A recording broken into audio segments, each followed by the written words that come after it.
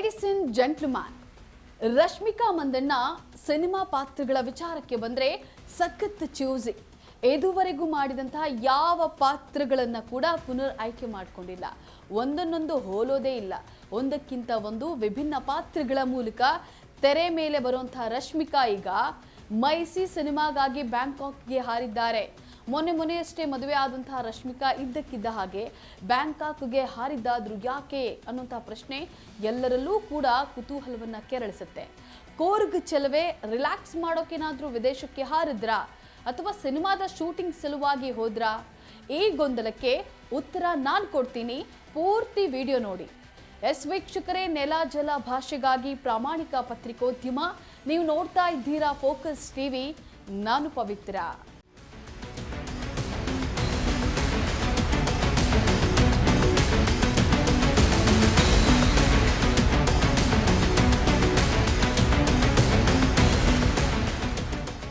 ಕೊಡಗಿನ ಬೆಡಗಿ ರಶ್ಮಿಕಾ ವಿಜಯ್ ದೇವರಕೊಂಡ ಜೊತೆಗೆ ಹಸಿಮಣೆ ಏರಿದ ಮೇಲೆ ಪತ್ನಿಯಾಗಿ ತಮ್ಮ ಕರ್ತವ್ಯವನ್ನ ಮರೆತಿಲ್ಲ.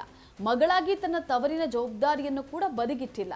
ಹೈದರಾಬಾದ್ನ ಸೊಸೆ ತಾನೆಷ್ಟೇ ಬೆಳೆದ್ರೂ ಕೂಡ ವೈಯಕ್ತಿಕ ಜೀವನಕ್ಕೆ ಪ್ರಾಮುಖ್ಯತೆ ಕೊಟ್ಟ ಅದರ ಜೊತೆಗೇನೆ ಸಿನಿಮಾ ಶೂಟಿಂಗ್ನಲ್ಲೂ ಕೂಡ ಬ್ಯುಸಿಯಾಗಿದ್ದಾರೆ.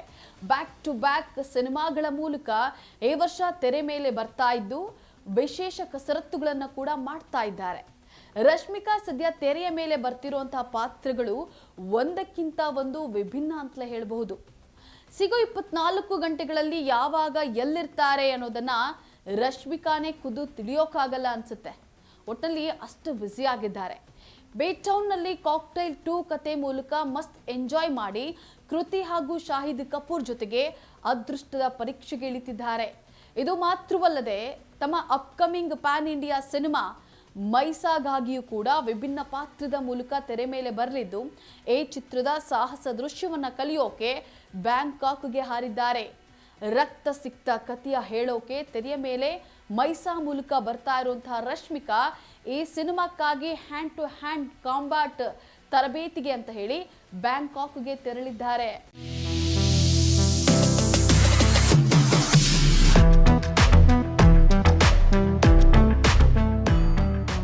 ಸಾಮಾನ್ಯವಾಗಿ ಮಿಲಿಟರಿ ಸೇವೆಗಳಲ್ಲಿ ಆತ್ಮರಕ್ಷಣೆಗಾಗಿ ಶಸ್ತ್ರಾಸ್ತ್ರಗಳೆಲ್ಲದೆ ನಡೆಯುವಂತಹ ಕೈಯಿಂದ ಕೈಗೆ ಮಾಡುವಂತಹ ಕಸರತ್ತು ಇದಾಗಿದ್ದು ಮಧ್ಯ ಭಾರತದಲ್ಲಿ ವಾಸಿಸುವಂತಹ ಗೋಂಡ್ ಬುಡಕಟ್ಟು ಜನಾಂಗದ ಕಥೆಯನ್ನ ಒಳಗೊಂಡಿದೆ.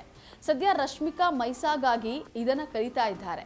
ಬ್ಯಾಂಕಾಕ್ಗೆ ತೆರಳಿ ಪ್ರತಿದಿನ 8 ಗಂಟೆಗಳ ಕಾಲ ಹ್ಯಾಂಡ್ ಟು ಹ್ಯಾಂಡ್ ಕಾಂಬ್ಯಾಟ್ಗಾಗಿ ತಮ್ಮ ಸಮಯವನ್ನ ಡೆಡಿಕೇಟ್ ಮಾಡ್ತಾ ಇದ್ದಾರೆ.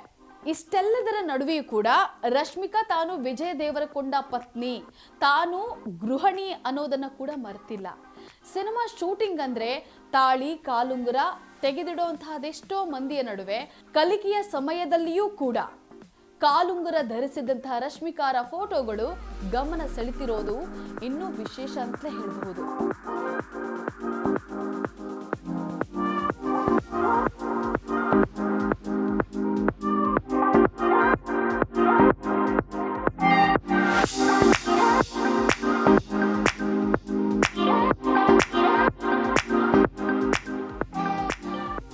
ರಶ್ಮಿಕಾ ನಟಿಸ್ತಾ ಇರುವಂತಹ ರಣಭಾಲಿಯೂ ಕೂಡ ವಿಶೇಷವಾದ ಕಥೆಯನ್ನ ಒಳಗೊಂಡಿದೆ.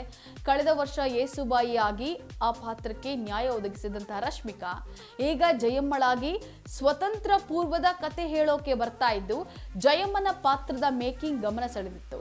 ರಶ್ಮಿಕಾ ನ್ಯಾಚುರಲ್ ಬ್ಯೂಟಿ ಅನ್ನೋದನ್ನ ಆ ಮೇಕಿಂಗ್ ವಿಡಿಯೋಗಳು ಸಾರಿ ಹೇಳ್ತಿದ್ದಲ್ಲದೆ ವಿಜಯ್ ದೇವರಕೊಂಡ ಜೊತೆಗಿನ ಈ ಸಿನಿಮಾ ರಶ್ಮಿಕಾ ಕೆರಿಯರ್ನ ವಿಭಿನ್ನ ಸಿನಿಮಾ ಆಗೋದ್ರಲ್ಲಿ ಸಂಶಯವೇ ಇಲ್ಲ ಅನ್ನುವಂತಿದೆ.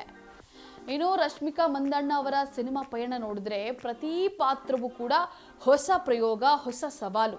ಒಂದೇ ತರಹದ ಪಾತ್ರಗಳನ್ನ ಮರುಕಳಿಸದೆ ಒಂದಕ್ಕಿಂತ ಒಂದು ವಿಭಿನ್ನ ಪಾತ್ರಗಳ ಮೂಲಕ ತಮ್ಮದೇ ಆದ ಗುರುತು ಮೂಡಿಸಿಕೊಂಡಿದ್ದಾರೆ. ಈಗ ಮೈಸಾ ಸಿನಿಮಾಗಾಗಿ ಬ್ಯಾಂಕಾಕ್ಗೆ ತೆರಳಿ ಹ್ಯಾಂಡ್ ಟು ಹ್ಯಾಂಡ್ ಕಾಂಬ್ಯಾಟ್ ತರಬೇತಿಯನ್ನ ಪಡಿತಿರೋದು ಅವರು ಪಾತ್ರದ ಮೇಲೆ ಇಟ್ಟಿರುವಂತಹ ನಿಷ್ಠೆಯನ್ನ ತೋರಿಸುತ್ತದೆ.